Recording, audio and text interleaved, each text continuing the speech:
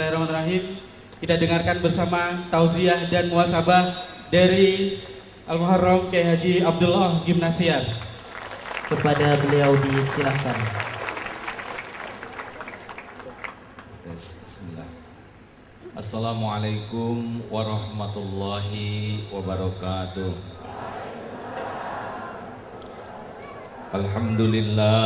Alhamdulillahi rabbil alamin. Alhamdulillahilladzi anzala sakinah fi qulubil mu'minin liyajdadu imanan ma'a imanihim.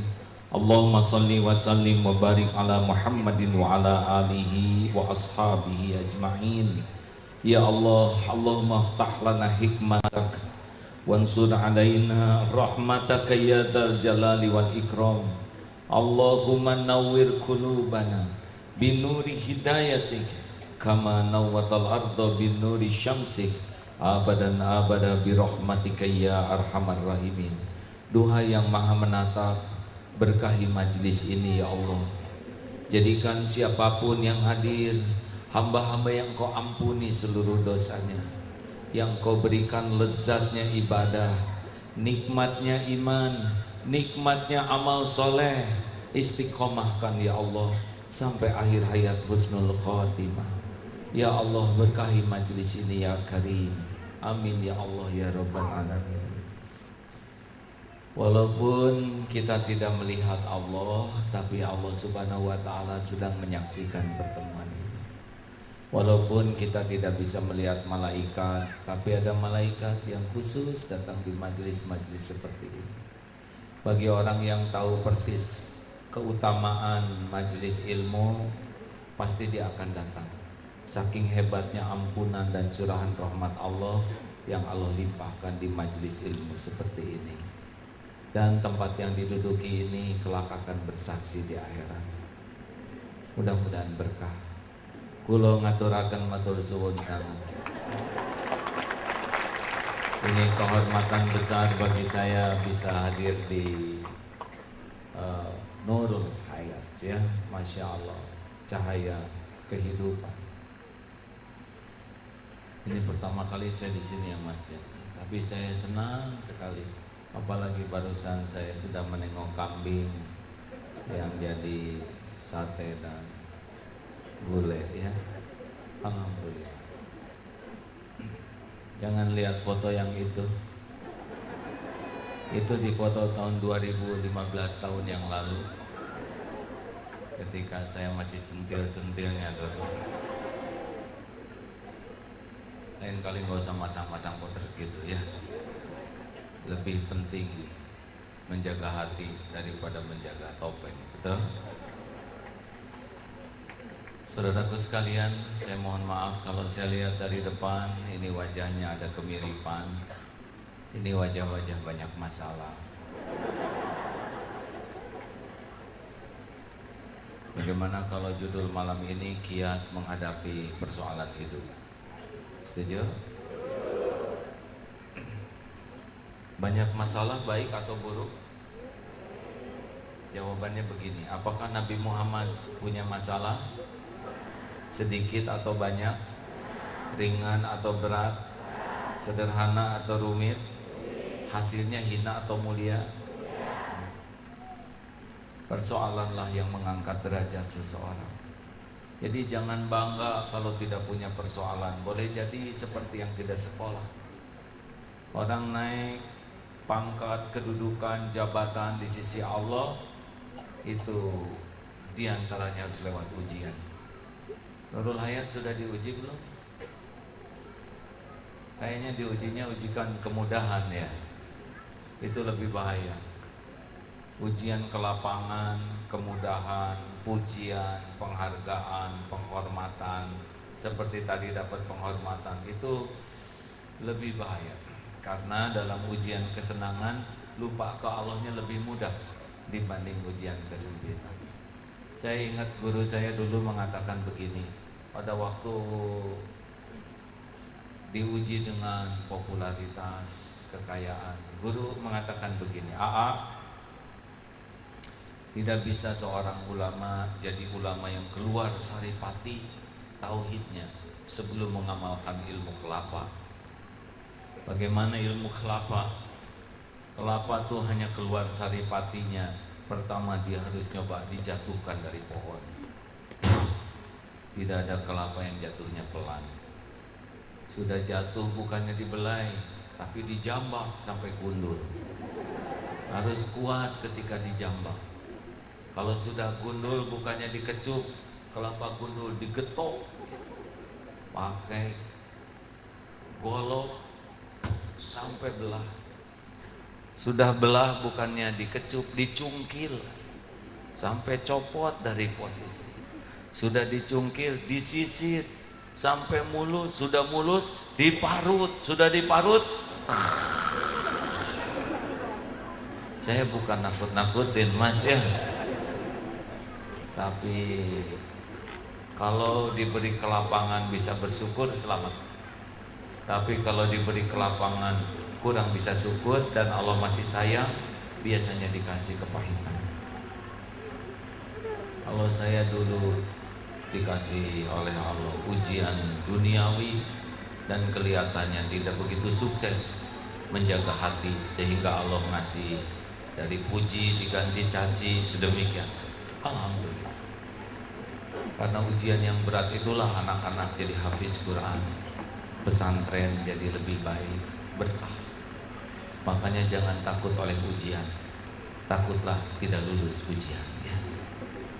Persoalan hidup tidak ada yang bahaya. Yang bahaya adalah salah menyikapi persoalan hidup. Adakah persoalan yang bahaya? Tuh kan tidak jawab ya.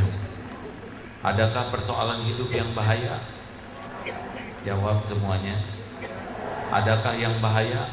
Tidak. Semuanya sudah diukur oleh Allah. Yang bahaya adalah salah menyikapinya. Orang tidak lulus sekolah bukan karena soal. Orang tidak lulus karena salah jawabannya.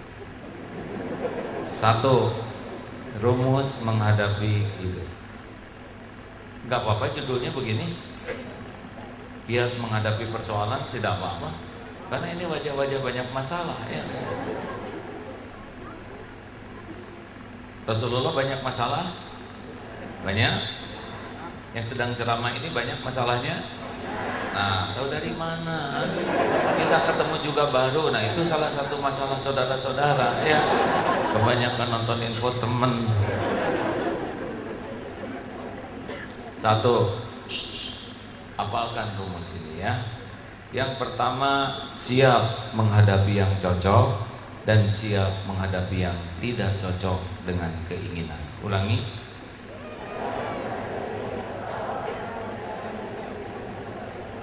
Semuanya bicara. 1.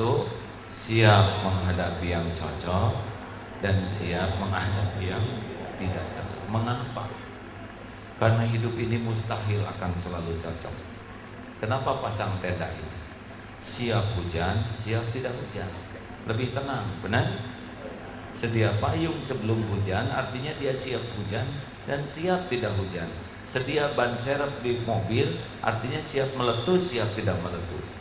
Hidup pun harus selalu siap. Jadi jangan hanya siap dengan yang cocok, karena tidak akan selamanya. Dan mustahil semua keinginan kita terwujud, itu mustahil. Ibu ingin sehat? Bapak ingin sehat? Orang lain sedunia ingin sehat? Kalau semua terkabul, apa yang terjadi? Dokter saling menyuntik, rumah sakit sepi, apotek tutup, farmasi bangkrut. Begitu banyak yang terjadi kalau tidak ada yang sakit, benar?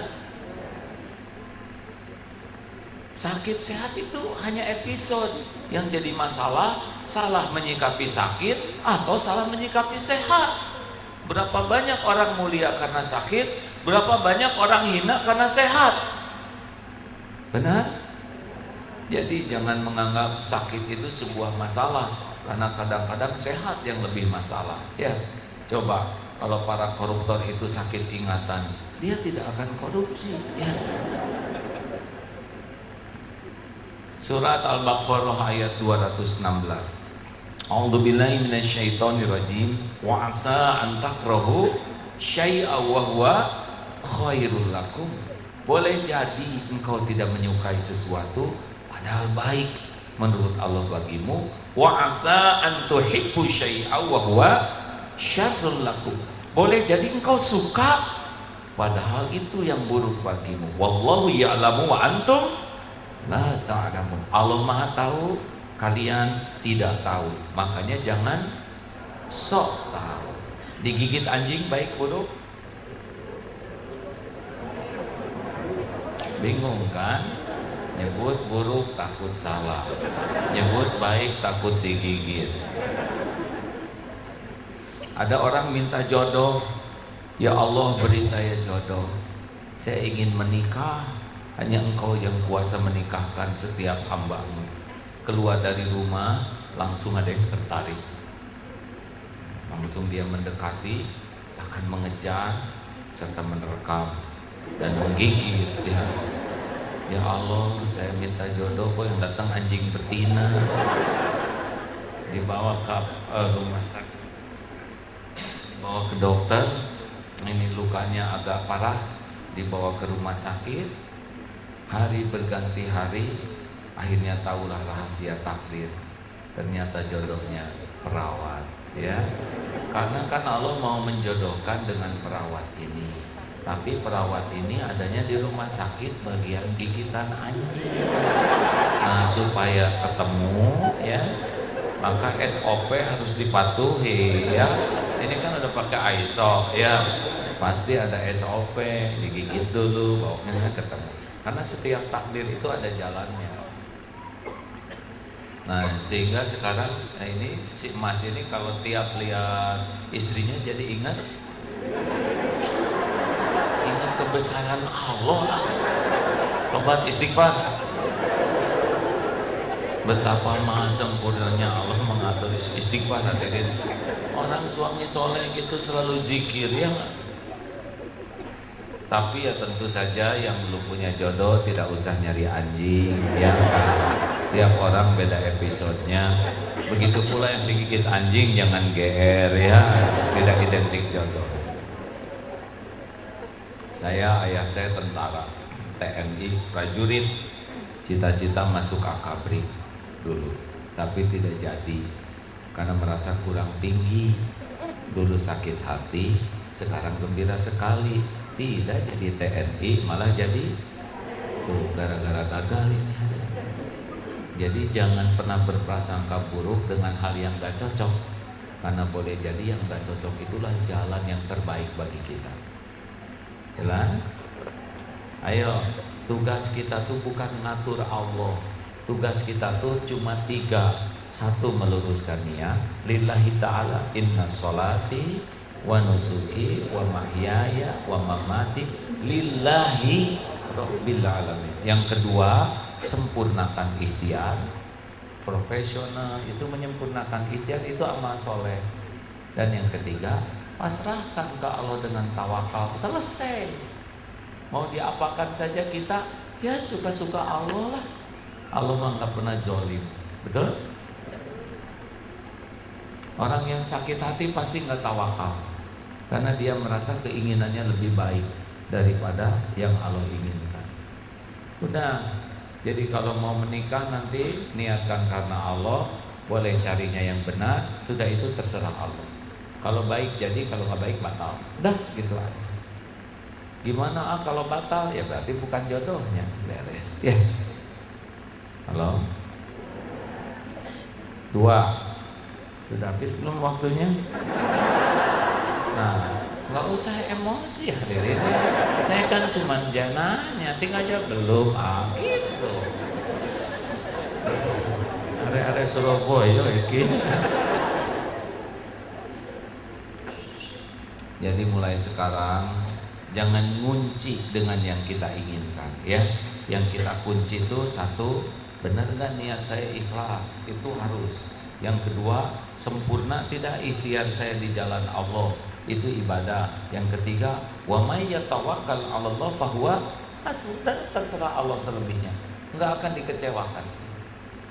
Sempat tahu kemarin mantu ada beritanya padahal nggak ekspos tuh, tapi ada aja jalan. Jadi gini, Ica ini Gaisa ini bicara begini sama bapaknya, bapak, Ica ini anak keempat, semuanya 11 ya. Udah nggak usah aneh, ya biasa aja ya. Ica ini termasuk yang pengalamannya banyak, dilahirkan oleh Teh Nini, dibesarkan oleh Mbak Rini, kan ibunya 2, itu udah takdir ya. Tenang, ini perkara biasa ya. Yang nggak biasa pasti kurang iman itu.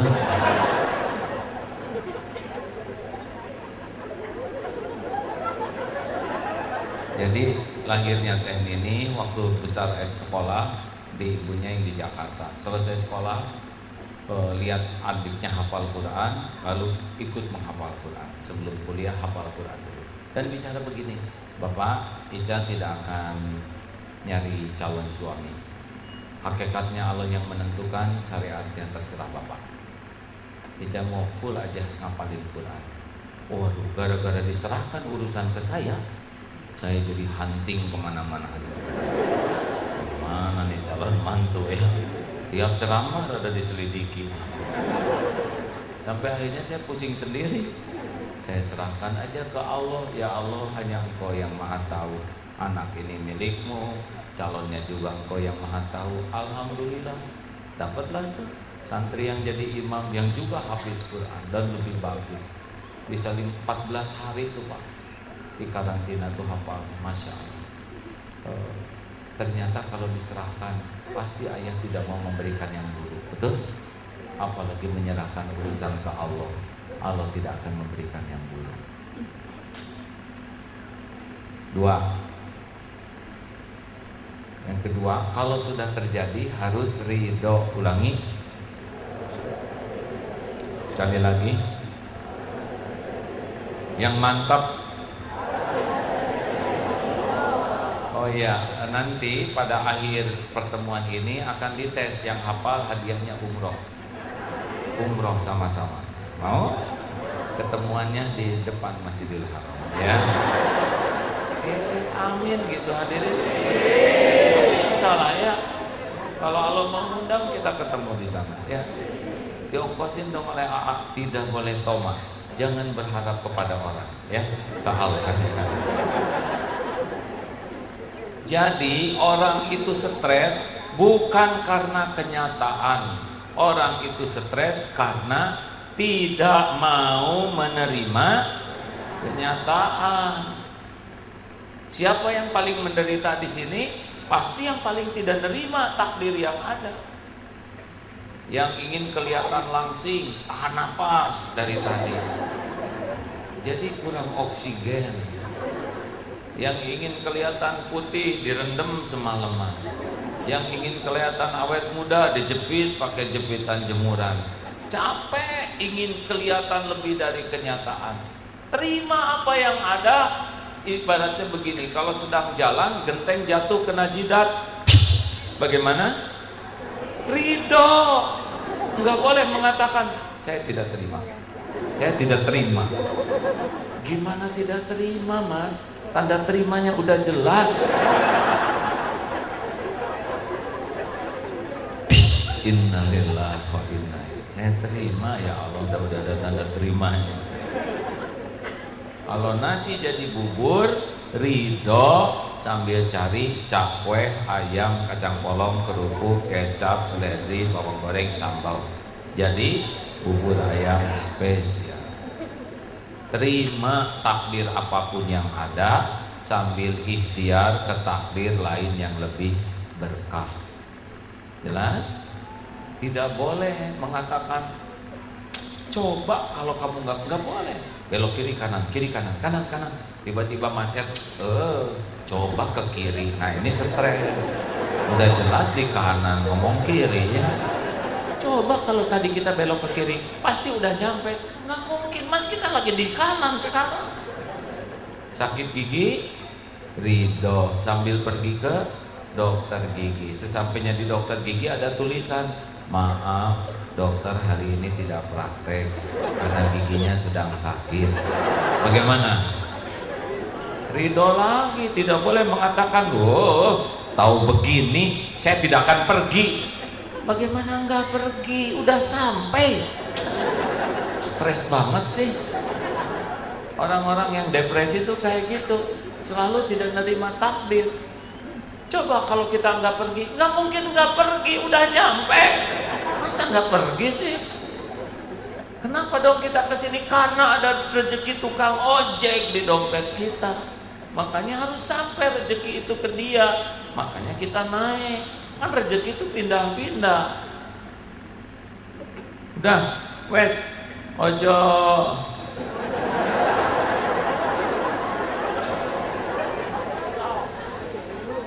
Susah bahasa Jawanya. Ojo mumet-mumet. Dah. Ini warna-warni bagus, betul? Mata indah karena berwarna.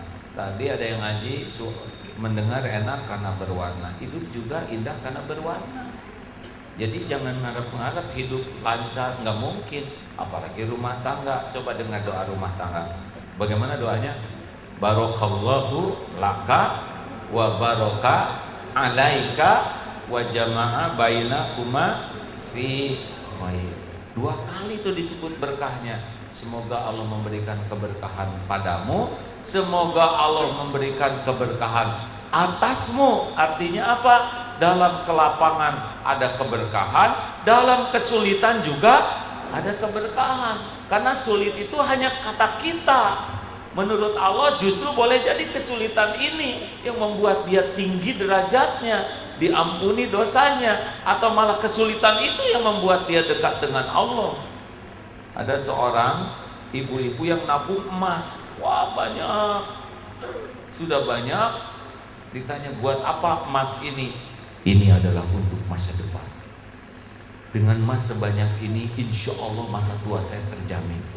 Anak-anak sekolah bisa dari Allahnya nggak disebut, emasnya yang disebut. Akhirnya suatu saat ada yang nawarkan investasi, dititipkan sedikit dan semuanya habis. Musibah atau karunia? Karunia. Karena selama itu hatinya lebih menuhankan emas itu daripada Allah. Sekarang sudah tua, sedih, marah. Jangan marah, ini karunia. Allah tahu hatinya lebih dipenuhi oleh emas ini daripada oleh Allah. Lebih merasa terjamin oleh emas ini. Sekarang takdirnya dihilangin. Ternyata gak ada emas itu tetap saja rezeki lancar. Dari jalan yang lain anak tetap sekolah, kecukupan. Oh, sekarang dia bersyukur, alhamdulillah. Allah sudah mengambil salah satu yang saya tuhankan selama ini, tabungan saya. Tuh, hilangnya sesuatu malah jadi tambah makrifat.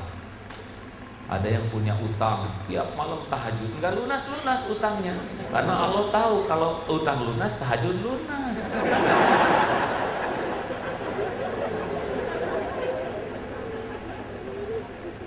Sing ridho ya, hidup ini akan berwarna. Jangan heran, hari ini puji, besok caci, ada senang, ada susah, sehat, sakit, mudah, sulit, betul tidak? Ibu, Bu, mau dipuji suami? Mau dipuji terus-terusan enggak? Coba aja mas, puji istrinya tiap ketemu, lihat efeknya seperti apa. Bangun tidur, duhai istriku, engkau bagai rembulan dari jauh. Pas ke dapur ketemu lagi, duhai istriku, engkau bagai perkedel dari jauh. 5 kali duhai aja ngambek tuh istri. Coba suguhin suami gudeg, Bu. Hari pertama bikin gudeg, dipuji. Aduh, istriku yang baik, yang pengertian, tahu suami senang gudeg. Ini gudeg nikmat, gudeg lezat, ya Allah, muliakan istriku. Hari pertama. Besok bikin lagi. Mas, ini gudeg. Ya Allah, gudeg yang kemarin ya. Dasar istri pengertian. Alhamdulillah. Besoknya bikin lagi gudeg. Mas, ini gudeg. Oh, gudeg. Sini. Hari keempat, Mas, gudeg. Hari kelima, Mas, gudeg. Jadi jangan heran kalau hidup ini variatif ya. Jelas hadirin? Sebetulnya puji caci sama aja, hanya warna, tergantung kita menyikapinya. Ada uang, tidak ada uang sama saja, itu tergantung. Dua-duanya bisa berpahala ya. Ada orang yang baik ke kita, ada orang yang marah, sama ini juga, dua-duanya berpahala. Hari ini dipuji kita tawadu, pahala. Hari ini dicaci kita bersyukur. Loh kok bersyukur? Habis caciannya lebih sederhana daripada kejelekan yang aslinya. Ya, hanya disebut si banyak omong, berarti dia tidak tahu kita banyak hutang, banyak cicilan, banyak dosa, banyak apa. Jelas? 3. Oh mbak, kalau menjelang menikah udah siap semuanya, tiba-tiba dia menikah tapi dengan teman, ya, singri gitu, ya. Sakitnya sampai ke sini. Rasa sakit itu sebanding dengan tingkat kita megang kepada makhluk. Jadi kalau kita megangnya kepada Allah, tawakal, sakitnya oleh Allah ringan. Tapi kalau megang kepada keinginan, sakitnya berat. Kayak pengen sekali punya jabatan dan gak ada takdirnya, pasti sakit tuh.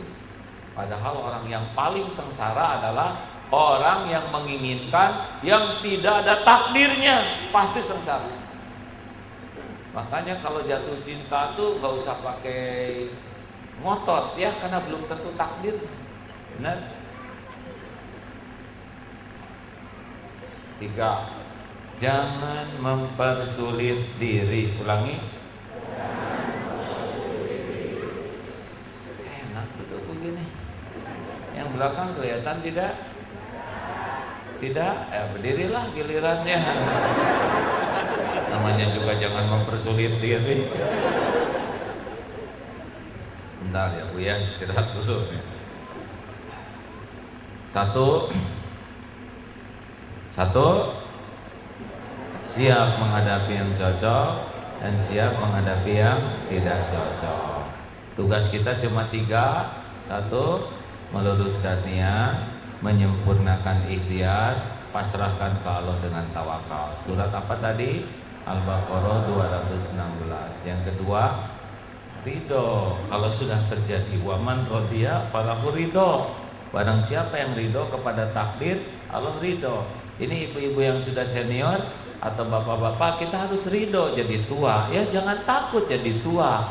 Nikmati, tua itu dinikmati. Gak mungkin kita muda terus, betul? Ibu, jangan suka lihat potret waktu SMA. Ya itu udah beda zaman. Dulu ibu pakai seragam SMA lucu, sekarang dipakai lagi lebih lucu loh Bu. Maaf ya Bu ya. Udah terima, kita jadi tua terima, uban tumbuh terima, ya. Jangan berat beruban, tiap uban tumbuh cabut. Itu jadi nggak ada ya. Nikmati aja. Gimana dong kalau saya jadi tua? Ya tua dong biasa, yang lain juga tua. Nggak usah pengen awet muda, awet sehat yang penting. Dan nggak mungkin, aduh ibu makin lama makin muda, mustahil nggak mungkin. Tapi ibu senang disebut gitu, ya nggak? Terus aja beli akikah buat ini, beli kambing ya. Tiap yang muji dikasih kambing, jadi laku di sini. 3. Apa yang ketiga? Jangan mempersulit diri. Yassiru wala tu'az. Mudahkan urusanku ya, jangan dibuat ribet. Islam itu membuat urusan jadi mudah. Lagi naik motor, ban meletus. Wah, cilaka nih. Kata siapa cilaka? Itu kan cuman ban yang meletus. Kalau kepala meletus ya lumayan ya. Mas, ban meletus. Ibu, innalillah wa inna ilaihi raji'un. Ini ban udah waktunya meletus. Segalanya juga ada ajalnya. Ini kacamata ini ada ajalnya nih. Kalau udah waktunya pecah, dia pecah. Karena ada rezeki tukang kacamata di dompet kita. Jangan aneh, semuanya ada waktunya. Ban pecah, oh iya. Apa artinya Mas? Artinya ada rezeki tukang tambal ban di dompet kita. Sing gembira, oh iya. beruntunglah kita akan bagi-bagi rezeki. Tapi masih jauh nih Mas. Ih, Allah tahu kita kurang olahraga. Ini kesempatan ya. Cok, ibu yang dorong, bapak yang naik ya. Dorong.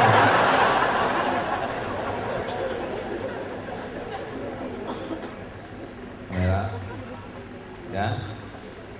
Jadi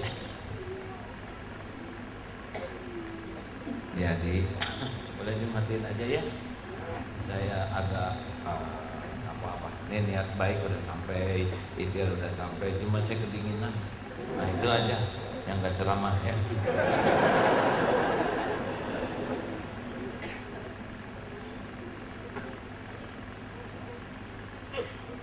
Jangan dibuat ribet hidup ini ya. Ingetin, kalau setiap persoalan kecil jadi persoalan besar, kapan bahagianya hidup ini? Hidup ini tidak pernah sempurna Bu, ada aja, betul tidak? Lagi duduk gini ada yang kentut, hanya sebuah kentut ya kan? Masa jadi ribut? Ini pengajian loh Bu. Tahu diri dong Bu. Bu dari Jember ya? Oh, orang Jember biasa, oh tersinggung satu Jember ya. Udahlah, kenapa sih kentut aja jadi masalah? Coba husnuzon, tut, pasti si Ibu ini udah nahan dari tadi, cuma tak tertahankan. Pasti nggak ada niat buruk, perkara kecil. Dia kentut, saya juga udah kan sebelumnya. Alhamdulillah, telinga saya masih normal, bisa mendengar suara selembut ini. Pas kecium bau, alhamdulillah, hidung saya masih sensitif, bisa mencium bau badak di sebelah saya. Nggak lama lah, napas saja pakai mulut. Iya kan, ini serius Pak. Kita kan biasanya yang remeh-remeh aja ribut, betul tidak? Kenapa sih harus ribet hidup ini kan? Mereka ada motor. Kenapa tuh? Mungkin mau ke WC. Oh iya. Kalau semua urusan dibikin ribet, capek atuh. Capek. Ibu pernah dengar cerita tentang yang belanja namanya Bu Ribet ya? Jadi dia belanja buah-buahan. Nah yang jualannya si mbaknya lagi bete, lagi gak enak hati. Mbak, berapa ini buah ini harganya? Lihat dulu dong Bu, baru nanya. Tuh ada, tuh harganya udah ditulis. Kok tukang dagang judes banget sih? Pembeli kok rewel banget sih? Amit. Baru sekarang saya lihat pedagang seperti saudara. Sama, saya juga baru sekarang lihat pembeli kayak ibu. Saya tidak mau beli di sini, biarin masih banyak beli yang lain. Kerudung membesar.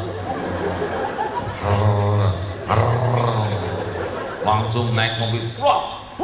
Pintu. Ada apa mah? Diam Pak. Ini urusan harga diri perempuan. Suami yang nggak tahu apa-apa jadi korbannya. Kalau anaknya dari belakang jok belakang, mama diam. Begitulah adanya. Untung ada salah seorang jamaah Nurul Hayat ke sana. Kebetulan dia baru beli kambing. Donatur di sini, Mbak. Assalamualaikum Mbak. Waalaikumsalam. Berapa ini harganya? Ih, sama aja lagi. Tadi nanya, sekarang nanya. Tuh, udah ditulis.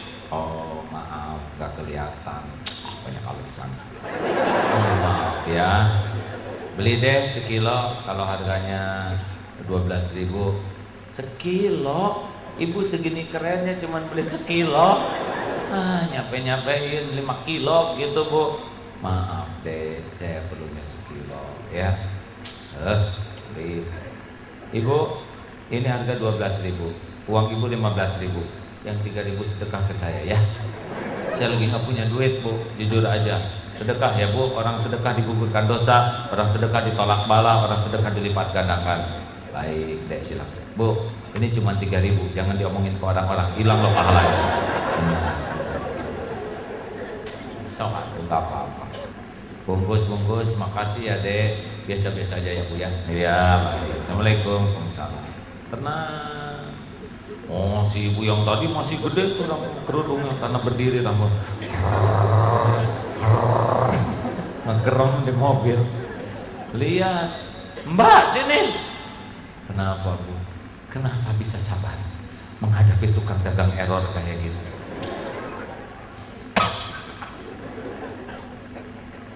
Ibu, saya juga asalnya kayak ibu, dikit-dikit tersinggung, dikit-dikit jengkel, dikit-dikit marah. Hasilnya hidup saya tidak bahagia dan penyakitan. Saya darah tinggi, darah kental, ya. Udah gitu juga saya migrain, pilek, sakit mah kronis, gatel-gatel kali gatal, eksim nggak sembuh-sembuh, asam ambeien. Kata dokter 80% penyakit saya disebabkan penyakit hati. Saya yang mudah emosi, akibatnya kacau hormonnya, kacau metabolismenya.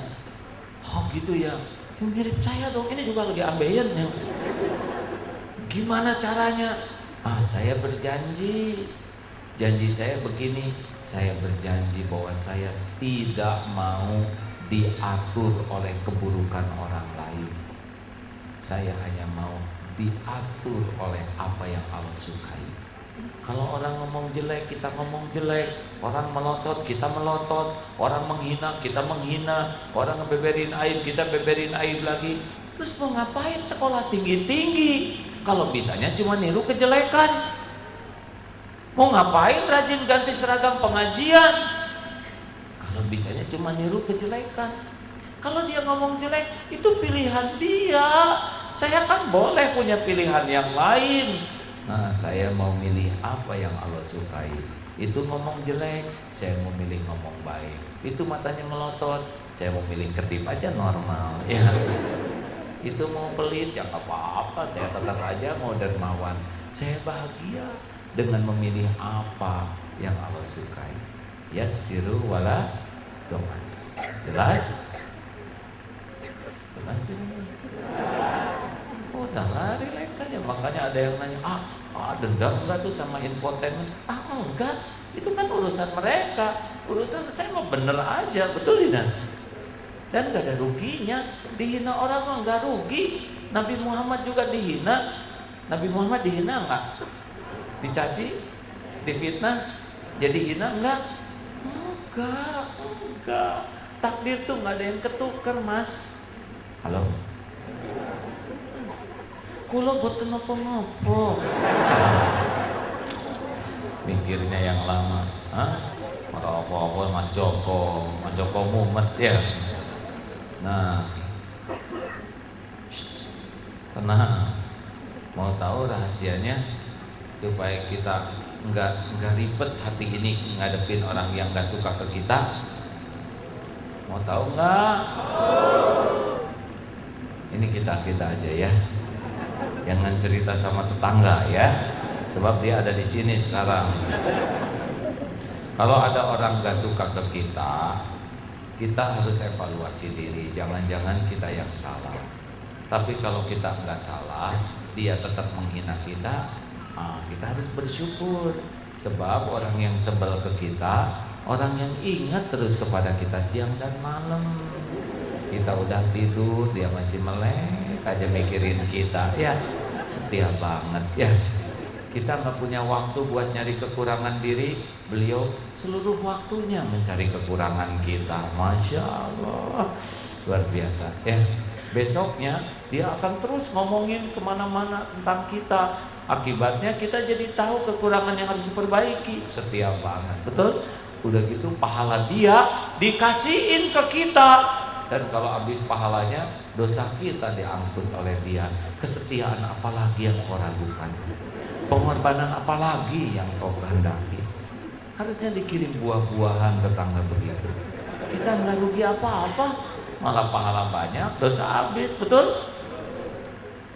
Kenapa harus sebel?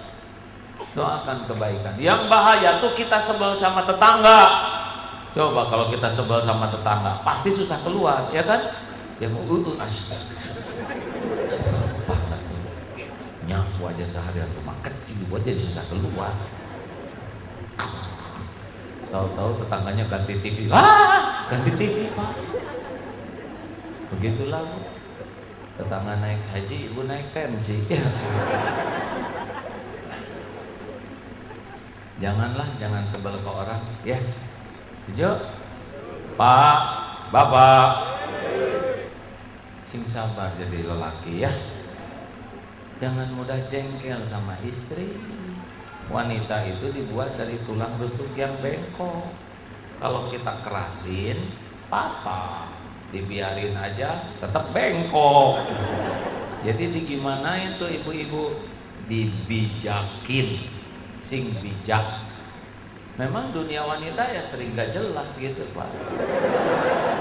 Coba. Kita nggak boleh marah, Pak. Ini bukan berdasarkan pengalaman pribadi ya, pengalaman bersama. Coba nanti ya. Pokoknya jangan cepet jengkel ya, ingetin. Nanti suka nanya wanita tuh, Mas, saya pakai baju yang mana nih kondangan? Yang biru atau yang hijau? Yang biru, sip kok, bagus. Tapi yang hijau juga bagus. Oh iya, hijau juga bagus. Keluar teh baju kuning, Pak.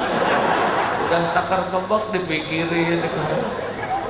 Jangan, kok jadi kuning? Jangan. Oh iya. Nanti ngaca lagi. Biasanya mau pergi kan ngaca. Mas, pakai baju ini saya kelihatan langsing ya? Bu langsing, Bu. Berarti yang kemarin gendut dong. Salah lagi ya.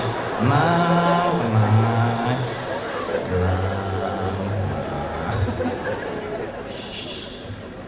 Pernah kayak gitu nggak? Suka nggak jelas, tenang ya. Nanti jalan-jalan ke mall, jaga mata. Lihat wanita cakep aja. Cantikan mana memang dia sama saya? Ya cantikan ibu dong. Bohong. Dia nggak percaya tuh, Pak. Ya udahlah, cantikan dia kurang aja. Sabar ya, Pak ya.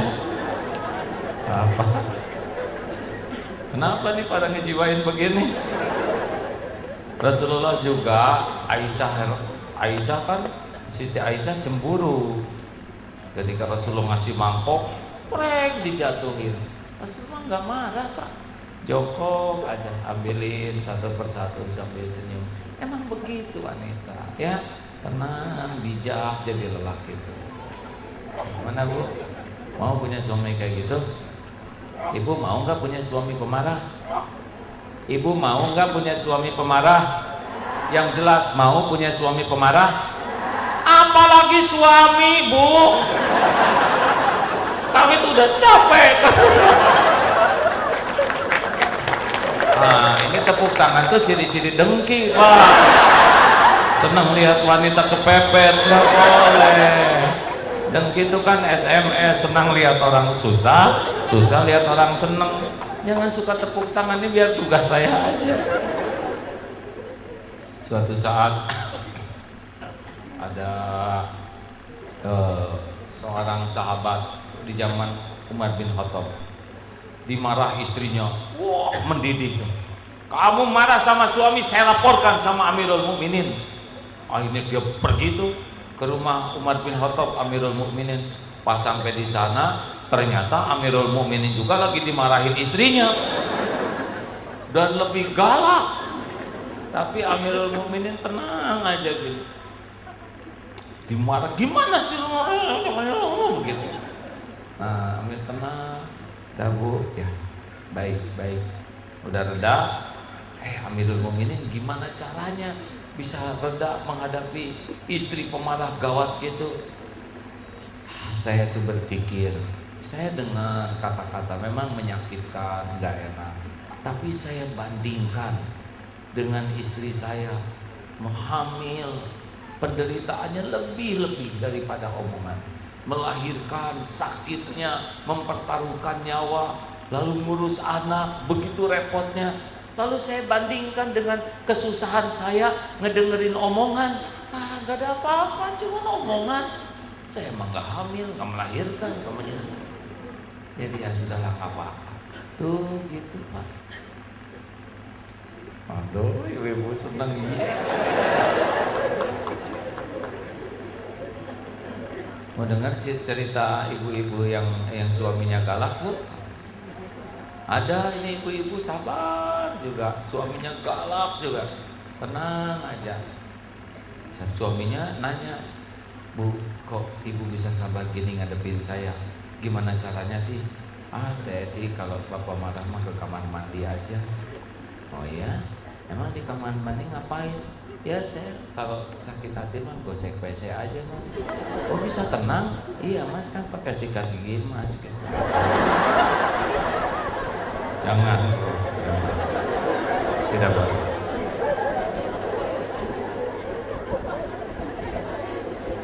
Punya sikat gigi cadangan Pak.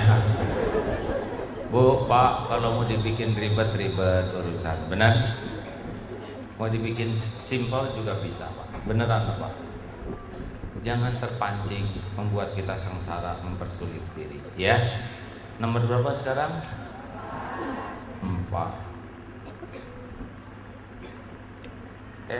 La taghdab walakal jannah. Jangan marah-marah, maka bagimu surga.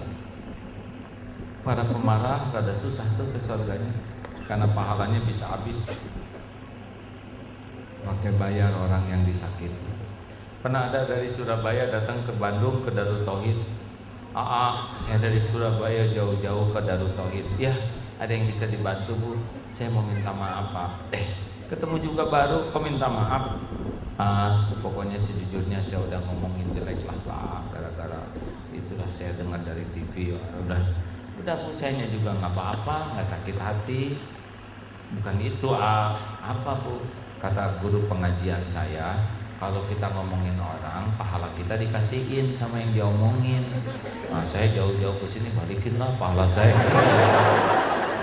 Makanya ibu, nggak usah banyak ngurusin suami orang.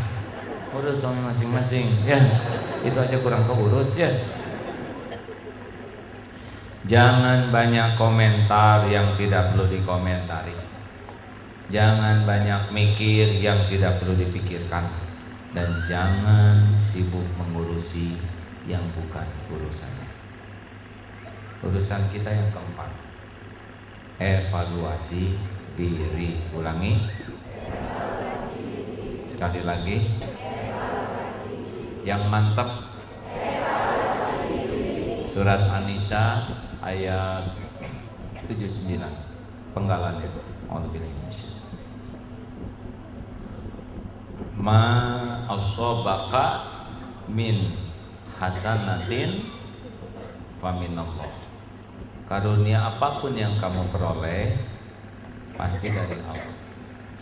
Wa ma asobaka min sayyiatin famin nafsi.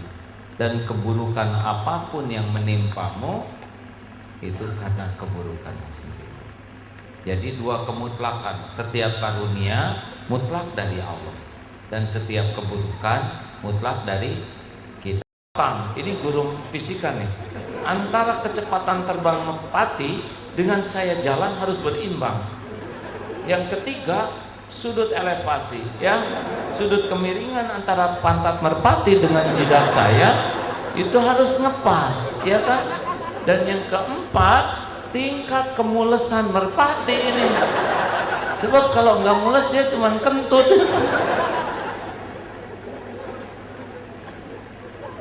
Siapa yang bisa ngatur semua ini selain Allah?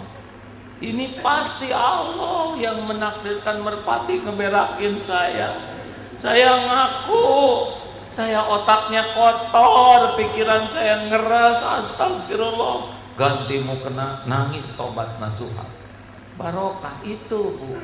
Jadi kalau ada masalah itu bukan menangisi masalahnya, apalagi mencari orang lain sebagai sumber masalah. Padahal famin nafsik, semua keburukan itu kita yang mengundang. Ada kucing di masjid naik ke pipis di mukena. Siapa yang salah coba? Kucing, mukena, atau si ibu itu? Jawab, siapa yang salah? Mau nyalain kucing? Kucing kurang ajar, kamu pipis di sini, kata kucing. Mikir, saya tuh capek tahu jauh-jauh nyari kamu. Dari pasar saya ninggalin anak cucu gara-gara tugas khusus buat mengencingimu. Gak boleh salah, segini banyaknya jamaah saya gak boleh salah. Susah tahu nyari kamu tuh. Udah dikencingin malah ngambek lagi sama saya, bukan ngasih hasil.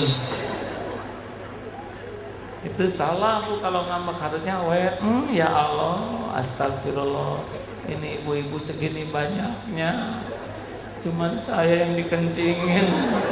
Aduh, pasti ada dosa nih ya. Saya ngaku, ya Allah, emang ini mau kena masjid.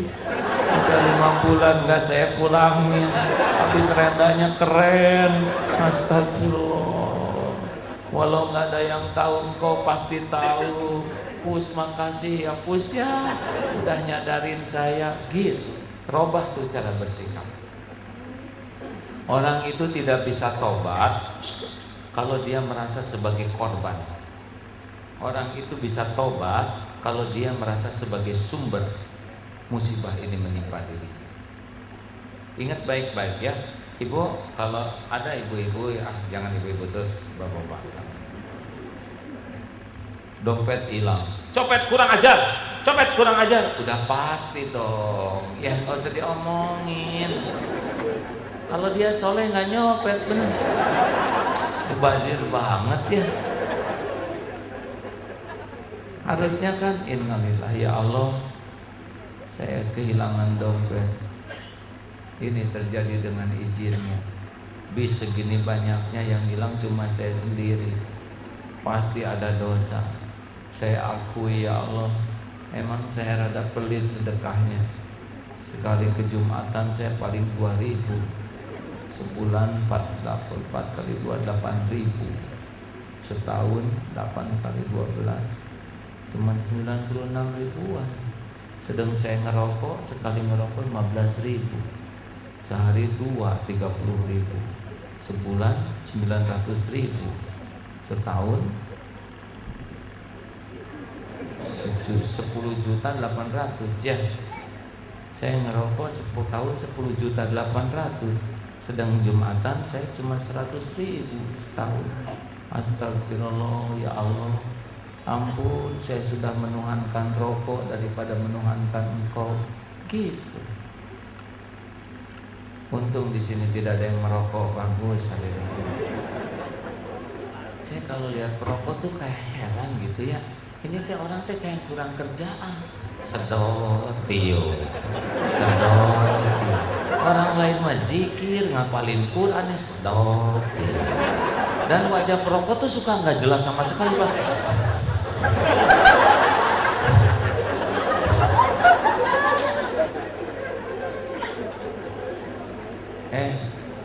Daripada ngerokok mending sedekah, betul?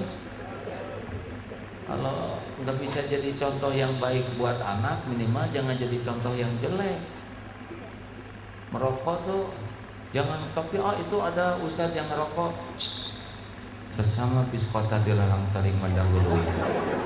Sesama ustadz hati-hati, jangan saling mengomentari. Tapi saya emang nggak mau ngomentarin ustadz yang lain. Siapa panutan kita? Rasulullah Sallallahu Alaihi Wasallam. Terbayangkah Rasulullah merokok? Jawab hadirin. Terbayang tidak? Sok paksakan membayangkan Rasulullah merokok. Enggak kan kuat kita, enggak bisa, enggak nerima otak kita, benar? Udahlah, kalau Rasul ketinggian. Terbayang tidak para sahabat Umar, Utsman, Ali, Abu Bakar di Masjid Nabawi ada asbak misalnya. Sanggupkah membayangkan itu? Sanggup enggak pada ngobrol gitu? Sanggup tidak membayangkan itu? Enggak. Otak kita enggak bisa sampai ke sana. Oke, kita turunkan lagi Imam Syafi'i. Saudara jemaah sekalian, saya akan berfatwa. Sanggup membayangkan enggak? Ya, cukup kalau gitu. Ya. Suatu saat di pabrik rokok ada pertemuan para karyawan Misalkan ada yang bertanya, bos, saya tanya bos, silakan. Bos kan yang punya pabrik rokok ini, benar. Tapi kenapa bos kok nggak pernah ngerokok? Anak-anak bos nggak ada yang ngerokok. Semua keluarga besar bos nggak ada yang ngerokok. Kenapa bos? Padahal bos punya pabrik rokok. Pakai dong. Pakai ini. Baca. Merokok dapat menyebabkan kanker, serangan jantung, impotensi, gangguan kehamilan dan janin. Pikir dong. Mau apa kami jadi orang kaya? Kalau kami penyakitan, ya kanker, ya jantungan, ya impoten. Pikir dong oleh saudara, pikir. Gitu kata bos. Oh benar juga ya bos ya. Tapi kenapa bos kok tetap bikin rokok? Rokok tuh dibikin buat yang gak bisa baca, ngaco. Gitu.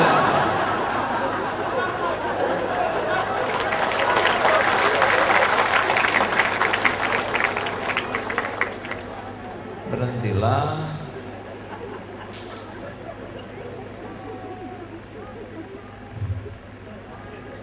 Mendingan sedekah aja kesinilah. Sedekah mah jadi penolak bala, penggugur dosa. Dah, ibu, kalau ibu ngerasa nggak bahagia di rumah, kira-kira karena kejelekan siapa? Suami atau ibu sendiri? Suami sendiri. Nah ini aja lah ini. Pak, kalau bapak kurang bahagia, kira-kira karena kekurangan kejelekan istri atau kekurangan kelakuan bapak sendiri?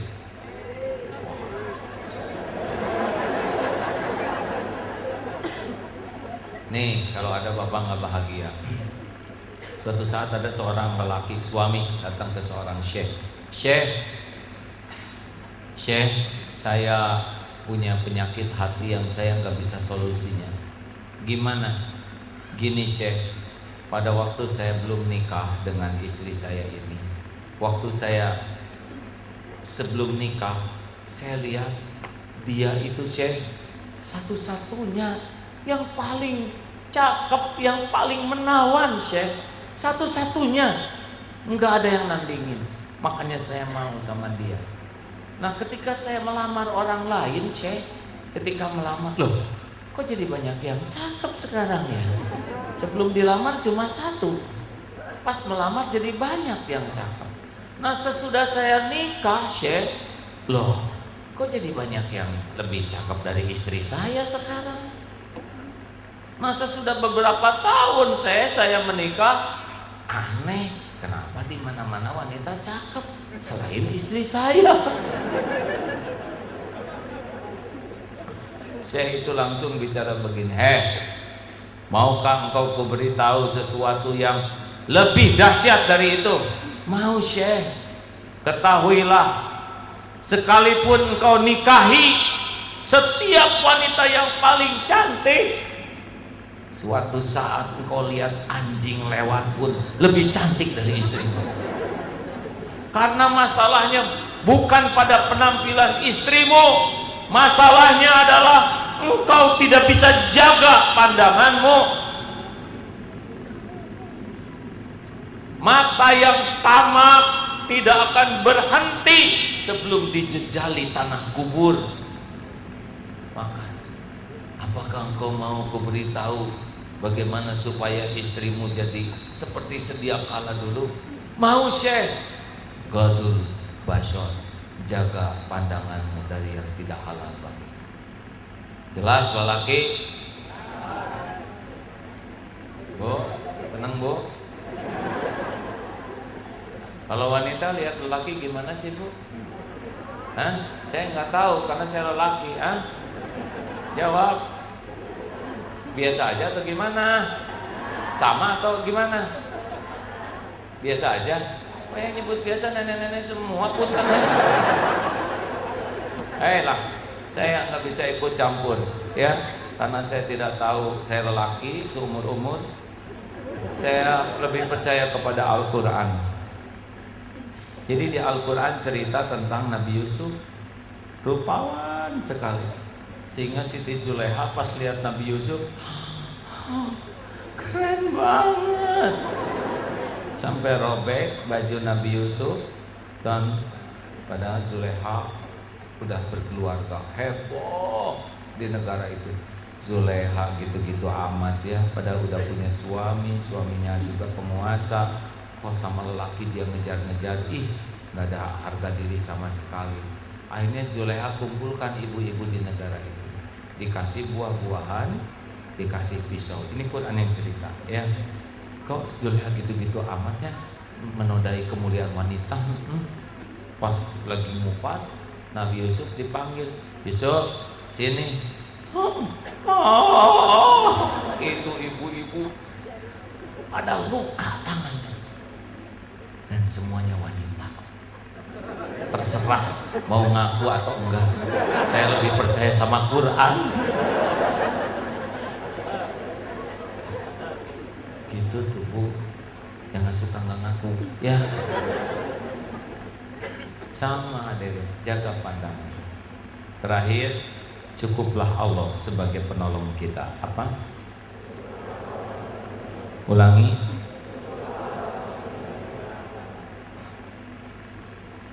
Yang mantep. Alhamdulillah. Saya kasih contoh ya. Kalau saya nyender begini,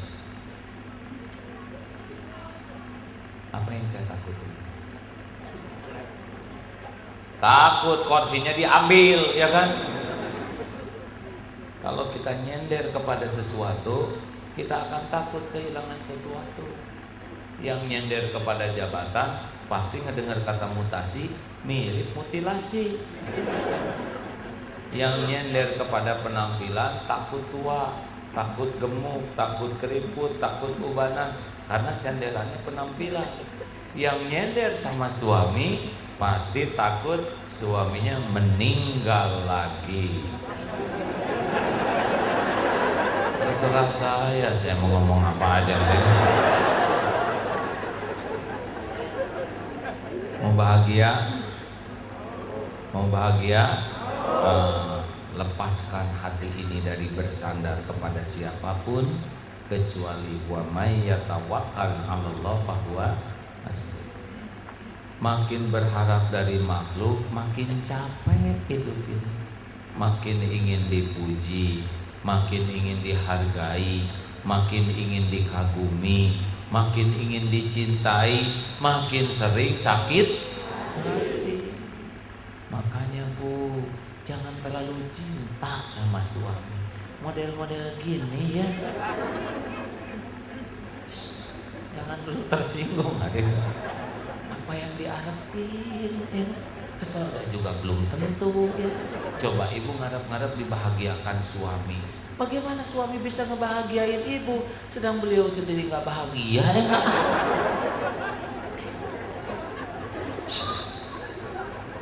Si bapak ketawanya sampai dijiwai gitu, kayak benar-benar nggak bahagia.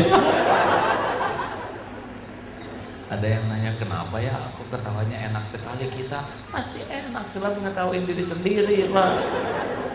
Sah kalau ngetawain diri Pak. Bu, Pak, gaul dengan manusia itu bukan untuk mengharapkan sesuatu untuk kita. Mengharapkan bisa manfaat. Khairun nas anfa'uhum linnas. Jadi berumah tangga tuh bukan ingin disayang, bukan ingin dihargai, bukan ingin menyayangi, ingin memberi. Pak, jadi suami jangan banyak keinginan ya. Pulang ke rumah jangan minta disambut, enggak usah. Nanti istri nggak nyambut segini ya nggak. Sampai ke rumah tok nggak ada kunci, kan ada kunci Inggris hadirnya. Inggris beres. Sampai ke rumah nggak ada air minum, ambil sendiri. Rasakan Pak, Bapak akan merasa lebih tenang ketika tidak banyak berharap. Udah capek misalkan nggak dihargainya, nggak apa-apa. Kita aja yang menghargai. Kita tuh berat tuh karena menuntut orang lain berbuat untuk kita. Jelas? Jelas tidak nih? Ibu juga coba Bu, ingin suami mesra, capek Bu. Orang udah kayak gini, udah ibu aja yang mesra. Masak yang bagus, berikan yang bagus. Suami, maaf Bu, nggak ada waktu, saya harus ke kantor. Ya udah, nggak apa-apa, berarti bukan rezeki suami. Ya, niat udah pahala, masak udah pahala, nggak dimakan bisa dimakan sendiri, apa ruginya? Nggak usah ngomong, dasar suami nggak punya perasaan. Anak-anak, gitu tuh bapak kamu tuh, ibu tuh sakit. Kenapa dong ibu nikah sama bapak? Habis nggak ada lagi tahu. Daripada ibu nganggur nggak jelas ya. Ini serius tadi. Gaul dengan makhluk tuh mengharapkan orang jadi dekat dengan Allah boleh, mengharapkan orang jadi baik boleh, mengharapkan menghargai menghormati tidak. Kita aja yang lakukan. Saya sudah menghargai, tapi istri saya tidak menghargai saya. Gak apa-apa. Emang kita menghargai bukan untuk dihargai. Menghargai itu amal soleh. Pernah ada seorang ibu-ibu di rumahnya dandan, rapi, beres-beres terus. Ditanya oleh tetangga, Mbak, kok Mbak tuh rajin, dandan, rapi, padahal suami Mbak kan tunanetra, nggak bisa lihat. Memang suami saya emang nggak pernah lihat saya. Tapi kan Allah selalu ngeliatin saya. Yang punya surga itu bukan suami saya, Allah. Suami saya itu adalah ladang amal buat saya. Yang ngasih pahala Allah, yang ngebulak balik hati saya, yang ngasih bahagia Allah, yang nyukupin rezeki saya Allah. Jadi kalau saya sekarang memuliakan suami saya, ya supaya Tuhan saya senang sama saya. Suami menghargai atau enggak mah itu urusan amal beliau. Urusan saya mah saya berbuat amal. Senang dengarnya? Oh ringan Pak, ringan. Saya juga bilang tuh sama istri-istri saya, jangan cinta ke saya berlebihan. Mau ngapain? Saya cuma makhluk. Sekarang saya hidup, besok saya meninggal dengan bisa apa-apa. Yang ngasih rezeki adalah Allah, yang bisa ngejaga juga Allah, yang punya surga Allah. Saya cuma jadi ladang amal. Dan kalau saya punya kelebihan, syukuri, maka jadi amal. Kalau saya punya kekurangan, sabar dan perbaiki, maka jadi amal.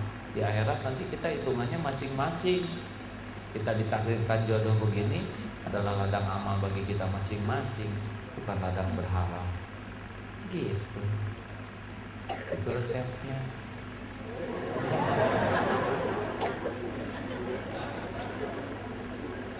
Udah malam mau bobo nih. Terima kasih mbak-mbak dan bobo, mas-mas. Masang menobayo. Ojo apa lagi nih. Jadi satu apa? Siap menghadapi yang cocok dan siap menghadapi yang tidak cocok. Dua, ridho sambil ikhtiar, ya. Sakit ridho sambil ikhtiar. Tiga, jangan mempersulit diri. Buat semuanya proporsional, ya.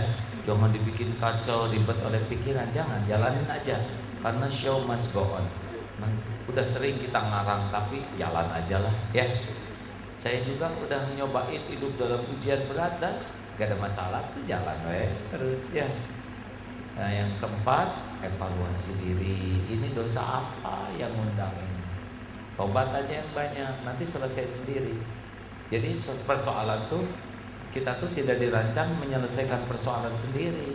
Kita tuh dirancang dengan persoalan, kita ngedeketin Allah, lalu Allah nolong kita supaya persoalannya beres. Jadi diselesaikan sendiri gak bisa, karena kita la haula wala quwata illa billah.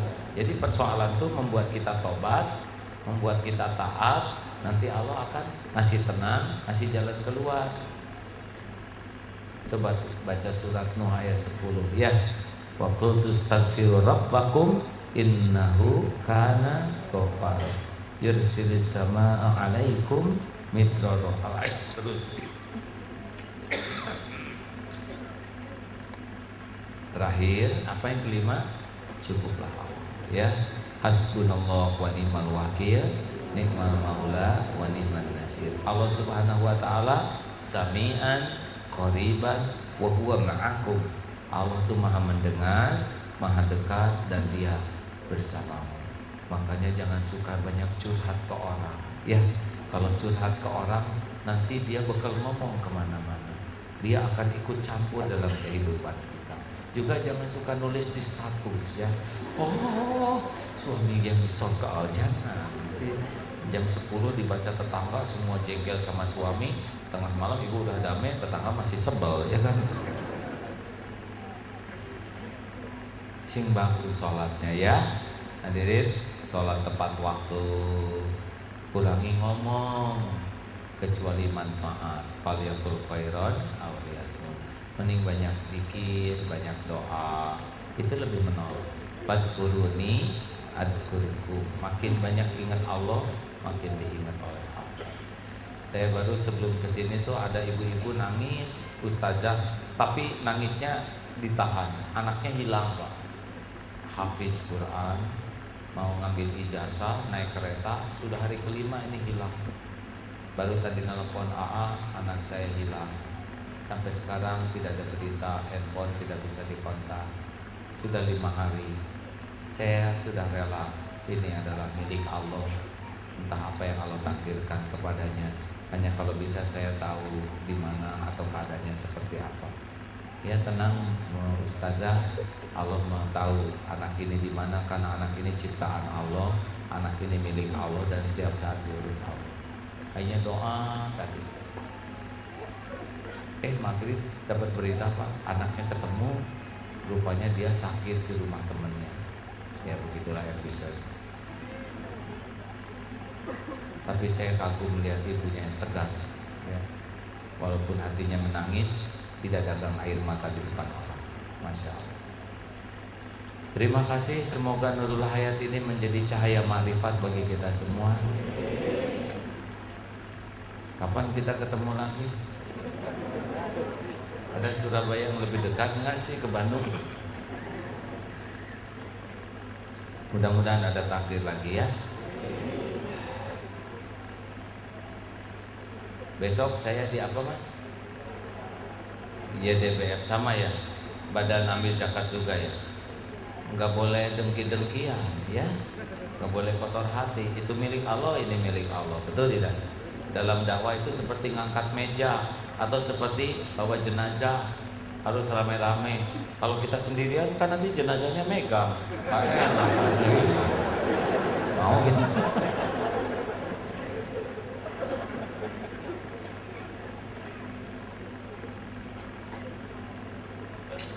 Tolong jawab. Ada orang, tidak ada orang, Allah ada? Semua jawab ya. Orang lihat, orang tidak lihat, Allah lihat tidak? Orang tahu, orang tidak tahu, Allah tahu tidak? Orang menghargai, orang tidak menghargai, bahkan mencaci yang kita lakukan. Kalau kita berbuat baik, Allah tahu tidak? Allah suka tidak? Apakah ada catatannya? Apakah ada balasannya? Jawab, apakah ada balasannya? Mungkinkah balasan dari Allah tertukar? Mungkinkah balasan dari Allah meleset? Mungkinkah balasan dari Allah ada yang menghalangi? Mungkinkah balasan dari Allah bisa ditolak?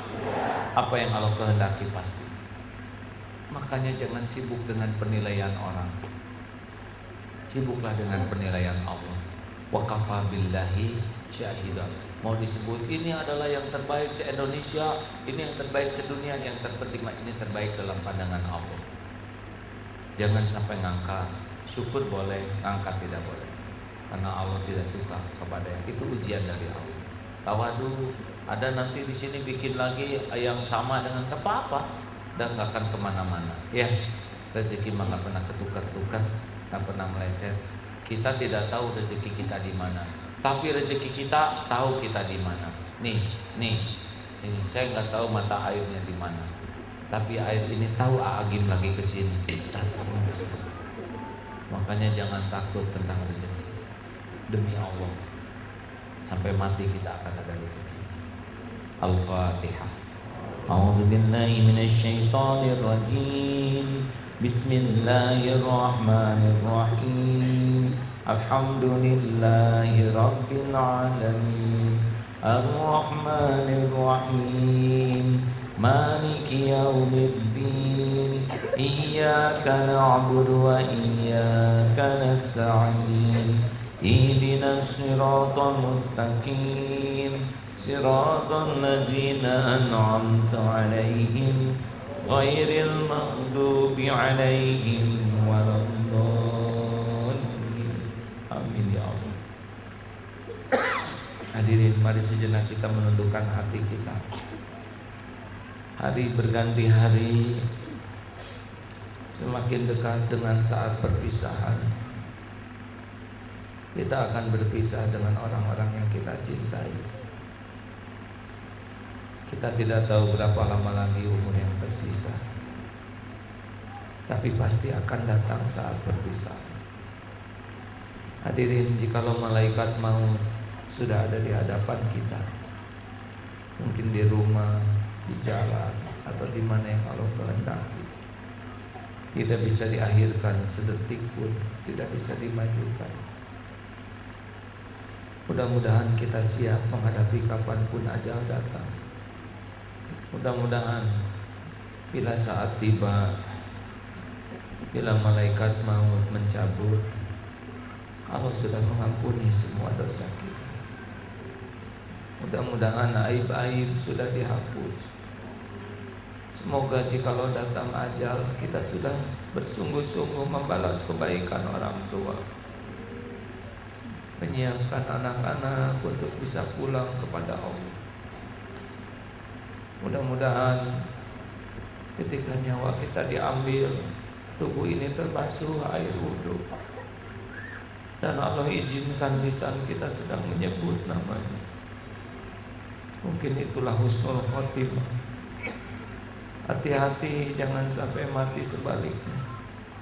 Berapa banyak orang yang mati ketika berbuat zina di tempat nista. Ada yang mati dengan harta haram di sekujur tubuh. Ada yang mati ketika durhaka. Ada yang mati dengan aib yang dibuka. Nauzubillah. Wahai hadirin, kenanglah kalau tubuh kita sudah dingin. Kenanglah jikalau tubuh ini sudah terbaring menjadi mayat. Kening, tidak akan lagi bisa sujud. Tidak ada lagi nikmatnya sholat. Bila sudah mati, tidak ada lagi tahajud. Kening, tidak lagi menikmati sujud.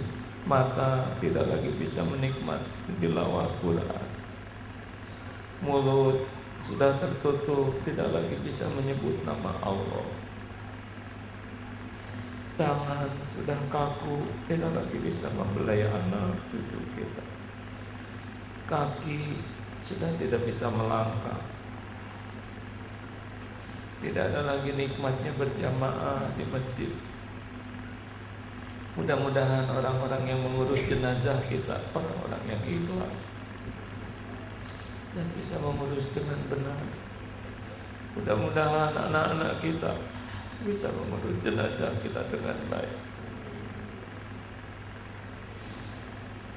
Mudah-mudahan Allah mengizinkan anak kita bisa mengimami, melepas jenazah kita. Semoga banyak orang yang mau menyolatkan kita. Kenanglah hadirin ketika kita diusung keluar dari rumah menuju ke kuburan, tidak ada yang dibawa dari harta yang siang malam kita cari selain kain kafan. Sampai di pekuburan liang lahat untuk kita sudah tersedia. Pelan kita dimasukkan, kain kafan di wajah dibuka, disentuhkan ke tanah, dimiringkan ke kiblat. Sesudah papan di sekitar kita ditutup, tanah mulai menimbun kita sendiri, gelap. Lalu satu persatu sesudah kubur penuh, sahabat kita akan meninggalkan kuburan kita, termasuk orang-orang yang kita kasihi, anak pendamping hidup, pasti akan pulang ke rumah masing-masing, meninggalkan kita. Demi Allah hadirin, kematian itu pasti terjadi. Azab kubur, nikmat kubur itu benar-benar ada. Pertanyaan pertama di kubur adalah salat, dan kita akan ditanya dengan apapun yang kita lakukan. Allahumma sholli ala sayyidina Muhammad wa ala alihi wa sahbihi ajma'in. Allahumma inna nas'aluka taubatan nasuha ya Allah, wa taubatan qabla al-maut ya Allah, wa taubatan qabla al-maut, wa rahmatan 'indal maut, wa maghfiratan ba'dal maut. Allahumma hawwin 'alaina fi sakaratil maut. Allahumma inna nas'aluka husnal khatimah wa na'udzubika min su'il khatimah. Wa na'udzubika min su'il khatimah. Doa yang Maha menatap, ampuni sebusuk apapun hidupku pernah kami jalani, ya Allah. Hapuskan sekelam apapun masa lalu kami, bersihkan dari sekotor apapun aib-aib kami. Ampuni dosa yang sengaja, dosa yang tak sengaja, dosa yang terang-terangan, dosa yang sembunyi-sembunyi. Ampuni dosa yang berulang-ulang ya Allah, padahal kami tahu itu dosa. La ilaha illa anta subhanaka inna kunna minaz zalimin. Allahumma ighfir lana wa li walidina warhamhum kama rabbawna shighara. Wahai Allah, ampuni kedurhakaan kami kepada ibu, kepada bapak. Beri kesempatan kami membalas budi baik. Ampuni dan sayangi orang tua kami ya Allah. Karuniakan husnul khotimah, jadikan ahli surga. Rabbana hab lana min azwajina wa dzurriyyatina qurrata a'yun waj'alna lil muttaqina imama. Ya Allah, ampuni kami belum jadi orang tua yang benar. Jangan biarkan anak-anak kami hidup salah karena keburukan kami. Ampuni ya Allah, kami belum bisa mendidik di jalan-Mu. Berikan kesempatan kami memperbaiki diri ya Allah, mengantarkan anak-anak menjadi anak yang Engkau ridhoi. Karuniakan kepada kami anak-anak hafizah ya Allah, yang akhlakul karimah, istiqomah, husnul khatimah. Ya Allah, jadikan saat ini saat mustajab doa. Engkau Maha mendengar, Engkau Maha melihat, Engkau Maha dekat. Ijabah doa-doa kami ini ya Allah. Taqabbal minna ya Allah, innaka antas samiul alim. Amin. Hadirin silakan doalah masing-masing. Amin. Doalah hadirin. Doa menjadi jalan berubahnya takdir. Allah pasti mendengar siapapun yang munajat. Amin ya Allah. Doalah hadirin. Siapa tahu malam ini Allah menjamu kita dengan ijabahnya doa. Siapa tahu di antara kita ada kekasih-kekasih Allah yang doanya mustajab.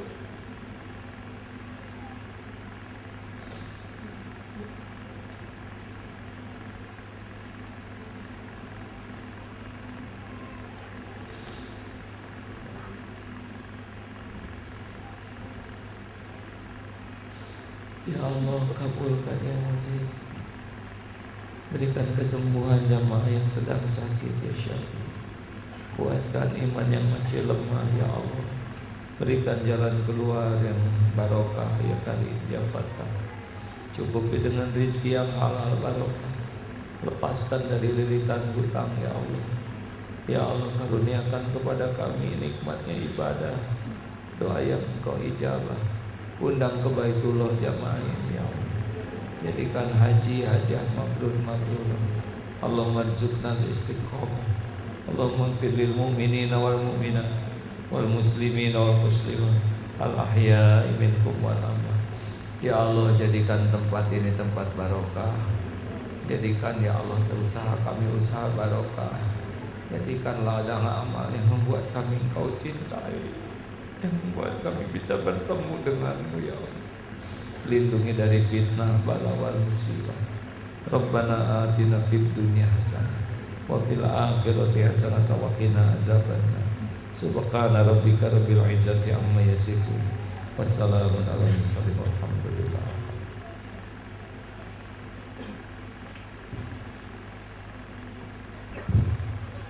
Alhamdulillah, Allah pasti mendengarkan segala-galanya. Cepat tidur, cepat bangun supaya bisa tahajud. Insya Allah besok barokah ya. Sekali lagi terima kasih. Sampai jumpa mungkin kalau ada takdir besok di Balai Kota. Terima kasih seluruhnya, khususnya para ulama, guru-guru kami sesepuh. Assalamualaikum warahmatullahi wabarakatuh.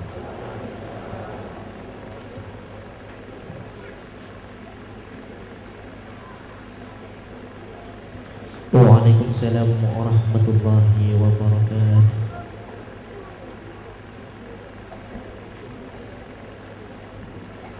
Alhamdulillah, jazakallah.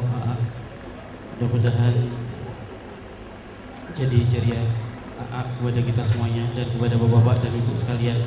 Mudah-mudahan apa yang telah kita dengarkan dari tadi bermanfaat bagi kita, untuk kehidupan kita, untuk keluarga kita, dan bisa kita terapkan dalam kehidupan kita sehari-hari.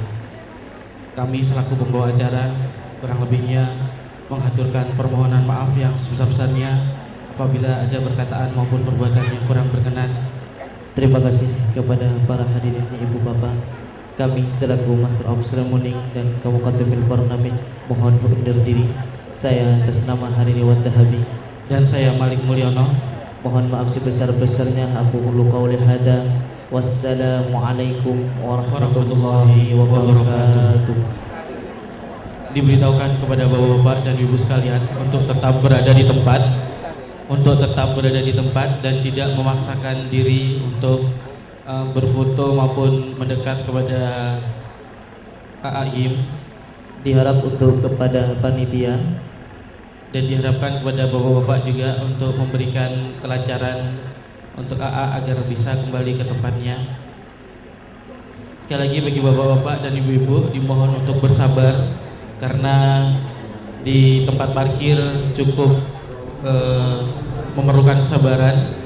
Tempatnya tidak terlalu luas, jadi diharapkan untuk bapak-bapak dan ibu tidak terlalu terburu-buru untuk mengambil kendaraannya masing-masing. Dan bagi bapak-bapak ibu-ibu yang mau ke tempat parkir dihimbau untuk menyiapkan STNK-nya masing-masing agar nanti mempermudah proses pengambilan kendaraannya. Sekali lagi bagi bapak-bapak dan ibu-ibu yang hendak ke tempat parkir dimohon sudah menyiapkan STNK masing-masing agar nanti mempermudah untuk proses pengambilan kendaraan bapak-bapak dan ibu-ibu sekalian.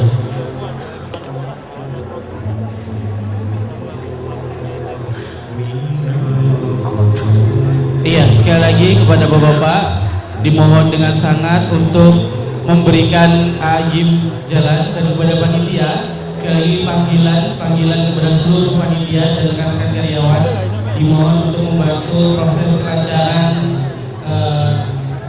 untuk kembali ke tempat istirahat beliau. Sekali lagi kepada seluruh panitia dimohon bantuannya untuk mempermudah proses kelancaran untuk kembali